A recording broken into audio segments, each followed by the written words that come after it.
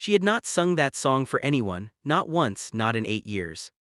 It existed in a single place, a small wooden box on the shelf in her bedroom in Las Vegas, handwritten on 3 pages of hotel stationery, the ink slightly smeared on the second page where something had fallen on it. She knew what had fallen on it. She had been there when it happened. She didn't need to look at the smear to remember. The song was written on the night of January 13, 2016. René had been gone for 2 days. Celine Dion had not slept, she had not eaten. She had sat at the piano in the hotel suite where she had spent the last weeks of his life, and she had done the only thing she had ever known how to do with pain that was too large for the ordinary world. She wrote a song. She never finished it, she never recorded it. She put it in the box and put the box on the shelf, and in 8 years she had opened it exactly twice, both times by accident, reaching for something else, her hand finding the box before her mind caught up. Both times she had closed it immediately. Both times she had stood in the bedroom for a long time afterward, not moving, just breathing. She had told no one about the song, not her children, not her manager, not the producers who had worked with her for 30 years. It existed in the box and in her memory and nowhere else. Until Stephen Colbert called. He hadn't known about the song when he called. He had called to invite her to the Late Show, simply that, a conversation about her return to performing after her illness, about what music meant to her now, about the years that had passed since René. Standard late-night territory. She had said yes because she was ready, finally, to talk about some of it. It was during the pre-interview call, 3 days before the tapping, that she had mentioned it. Offhandedly. The way you mention things you have been carrying so long they have become part of the landscape, present but unremarked upon. She had said, "There is a song I wrote the night he died that I have never played for anyone." Stephen had been quiet for a moment. Then he had asked carefully if she would consider playing it. She had said she didn't know. She had said she would think about it. She had not slept for 2 nights after that phone call. The Late Show that Thursday had the particular stillness of a room that understands it is holding something fragile. The audience knew who was coming. They had filed in with a quiet that was different from the usual pre-show energy, not subdued, just careful. The way you are careful in the presence of something that deserves care. Celine walked out and the audience rose, and the applause was the kind that carries love in it, not the celebrity love of fans for a famous person, but something more personal. The love of people who had watched someone go through something real and had felt, watching, that they were somehow part of it. She was 56 years old. She had been through things that would have broken most people and had come out the other side not unbroken. She had never claimed to be unbroken, but still standing, still singing, still here. There was something in the way she carried herself that communicated all of that without words. She sat, Stephen sat, and for 20 minutes they talked about the illness, about the return to the stage, about what it meant to perform when performing had always been the thing that connected her to everything she loved. She was funny in the unexpected way that people are funny when they have been through enough to stop being precious about anything. She made the audience laugh twice in the first 5 minutes. And then Stephen asked about René. Not carefully, directly, the way you ask when you have decided that careful is not what the moment needs. "Tell me about him," Stephen said, "not the story everyone knows, tell me something true." Celine looked at him for a moment. Then she said, "He used to leave notes, everywhere. In my coat pocket, in my makeup bag, inside my sheet music before a show, just small notes, 3 words, 4 words, never long." He said long notes were for people who weren't sure what they wanted to say. She smiled, the complicated smile of someone whose grief has become part of their love rather than separate from it. He was always sure. "What did they say?" Stephen asked.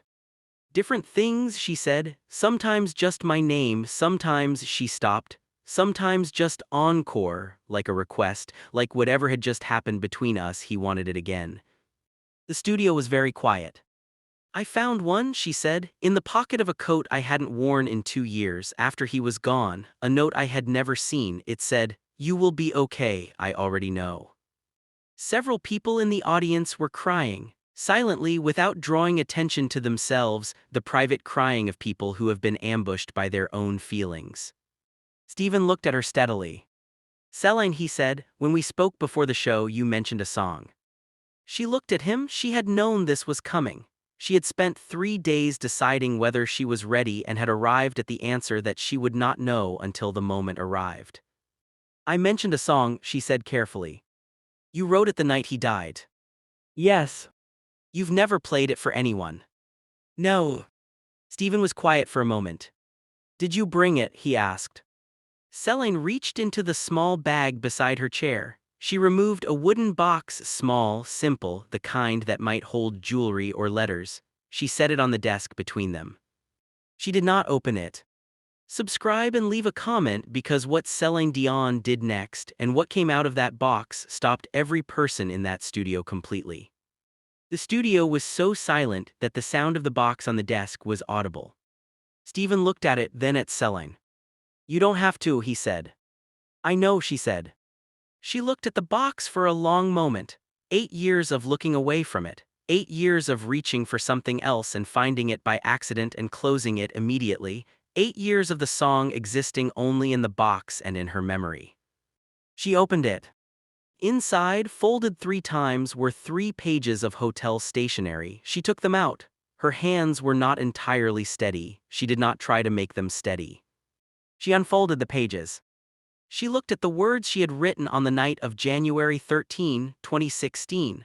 The slightly smeared second page. The handwriting that was different from her usual handwriting, looser, less controlled, the handwriting of someone writing in the dark in every sense of the word. She looked up at Stephen. I don't know if I can sing it, she said honestly. You don't have to sing it, Stephen said. You can just tell us what it says. Celine looked at him, then at the pages. Then at the audience, 390 people sitting in complete stillness, holding whatever they were holding. Waiting without demanding. She began to read. The song was not finished. It had a verse and a chorus and the beginning of a second verse that stopped mid-sentence, the way things stop when the person writing them has run out of what they needed to continue. The verse was about a room, the hotel suite, the piano, the particular quality of the silence after someone who had filled every room they ever entered was no longer in it. The chorus was a single question, asked 4 times in slightly different ways, the kind of question that has no answer and asks itself anyway. Where do I put the love now? She read it quietly without performance in the voice of someone reading something private in a private place who has temporarily forgotten that 400 people are listening. The slight smear on the second page, the mid-sentence stop, all of it. When she finished, she folded the pages, put them back in the box, closed it. The studio was silent for a very long time. Stephen did not fill the silence. He sat with it the way he had learned over 20 years of this to sit with things that needed to exist before they were responded to. When he spoke, his voice was quiet. Where do you put it? He asked. The love, 8 years later, where does it go? Celine looked at him.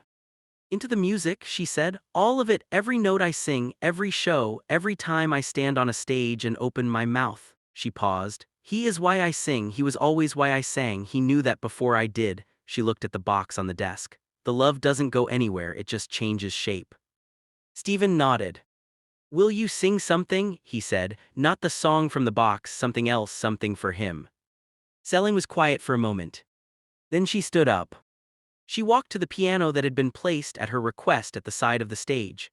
She sat down, she placed her hands on the keys, and she sang not one of her famous songs, not the ones the audience knew, but something simpler.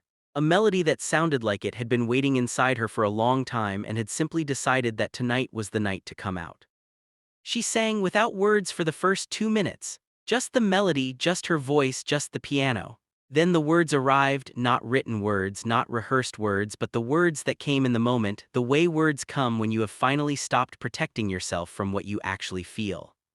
She sang about a coat pocket, about a note, about encore. When she finished, the studio was silent for a long moment. Then Celine Dion put her head down on the piano keys and cried. Not quietly, not carefully, the way you cry when you are finally somewhere safe enough to do it completely. Stephen stood up, he walked to the piano. He stood beside her and put his hand on her back and did not say anything and did not try to stop it and did not look at the cameras. He just stood there while one of the greatest singers in the world cried over the keys of a piano on a Thursday night in November in a television studio in front of everyone. The wooden box was still on the desk. The song was still inside it. Some things stay in boxes. Some things come out when the time is right and the room is safe and the person sitting across from you has asked the right question and then had the grace to wait. René had left a note in a coat pocket that said, "You will be okay, I already know." He was right, she was okay, not unbroken, she had never claimed to be unbroken, but okay, still singing, still here, still putting the love somewhere it could be heard. That's enough, that has always been enough. If this story moved you, like this video and subscribe because some love stories don't end, they just change shape.